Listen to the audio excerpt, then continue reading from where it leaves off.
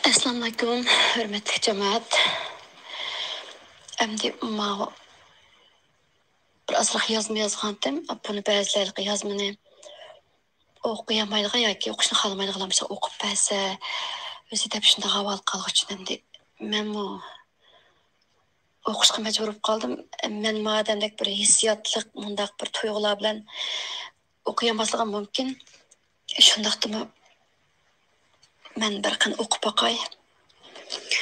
Mening atalmış tarixshunos olim ziyoli erim mushu kunlarda o'zining aqlliq bir yozuvchi, oliyjanob millatparvar esil bir er ekanligini isbotlash uchun kecha-kunduz izlanib tadqiq qilmoqda.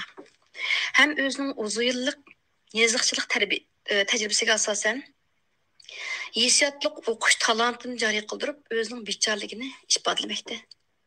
Ameliyatda bu bichara xotinboz erim aslida bir kuyimchan hamrohga ehtiyojli vaqtlarda koni xo'y mijozining qurboni bo'lishdan saqlanib qolamidi.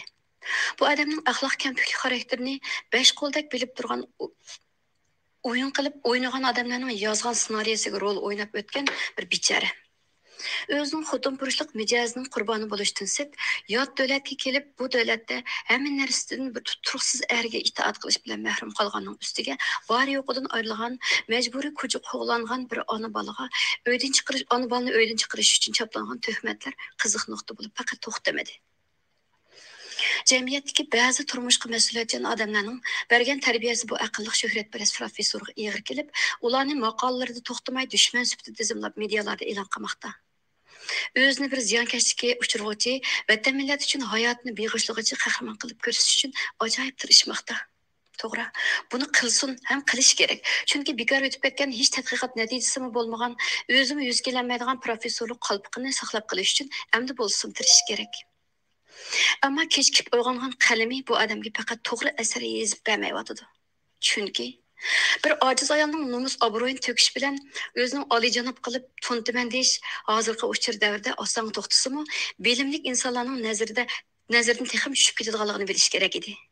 To'g'ri, Amerikada uzun yashagan bir ziyoli uchun boshqalarning hurmatini qo'lga keltirish bek muhim. Ammo o'zini izchil bir umr faqatla o'zining hayotiga to'g'ri nikoh bilan kirgan ayollarni bo'zaq qilishiga uchirgan bir bechor qilib ko'rsatib, jamiyatda birla ayoli bolalari bilan yashayotgan erlarning yesdoshligiga erishish mumkinmi? Men jamiyatga oddiy bir ayol. Mening faxrlangandek unvonim yo'q. Bir oddiy oila tug'ilib cho'ng bo'lgan. Shunlashqimi bu qiyri ziyoli olimning jamiyatdagi o'rni o'zi so'zlab bergan millat oldidagi utuq natijalariga havas qilib, nikoh talabini rad qilolmagan. Ham butun kamchiliklar bilan qabul qilib, sadoqatimni bildirib itoatidan chiqmay 3 yildan ortiq xizmatni qildim. Bir natija qozongan erning orqasida bir botir ayol bor degan tamsilning obrazini yaratish uchun tirishdim. 20-30 ming dollar bilan o'z kuchimga tayinib, bir aeroplan biletimi elib bermagan bu amerikalik erining oldiga kelib xizmatimni boshladim. Bu odamning bu degan Amerika er ayolni beqish majburiyati yo'q degan tunji darsi menga o'rnab ketgan. Shuningmi har bir ishda bu odamga haq to'lab yashash odatimga aylanib ketgan. Ammo bu aqlli ziyoli boshqalarning oldida bir bechora ona bolani pul xajlab ep kelgan, ham pul chiqib beqivatgan bir er ekanligini xalqqa to'xtamay tashviq qilib keldi. O'zini ayollar oldida mard ko'rsatib, erlar oldida horg'in ko'rsatishga tirishib keldi. Chunki har bir ayoldan zerikib yangi bir turmushga go'zalcha kirish uchun ziyoli olim atalgan bu kishi uchun oldingi tayyorlik xizmatlarining muhim o'tkili edi. Kechiringlar aziz millatim, men menga yesdoshlik qilgan har biringlardan Alloh rozi bo'lsin.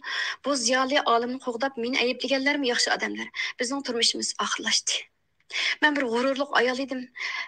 Ammo bu yot davlatda bari yo'qimni bir amerikalik 4 yerda zimini bor, erimga ishinib asali tutqizib qo'yib, quruq qo'l qilib qolgan bir ayol bo'lish sifatim bilan darhol bir uy deb chiqib ketolmay, bu tuhmat haqoratlar ichida qilishga majbur qoldim. Uyda mening yoziqchilikda kompyuterim yo'q. Shuning uchun bu yozmalarim yaxshi yig'inchiq qilib yozib chiqaramadim. Vaqtimlarni olganligim uchun sizlardan uzr so'rayman. Oxirida qahar baratqa deydiganim, endi mendek bir yuqori saviyalik maktablarni ko'rib boqmagan bir yezdiq ayol uchun vaqt isrof qilmang.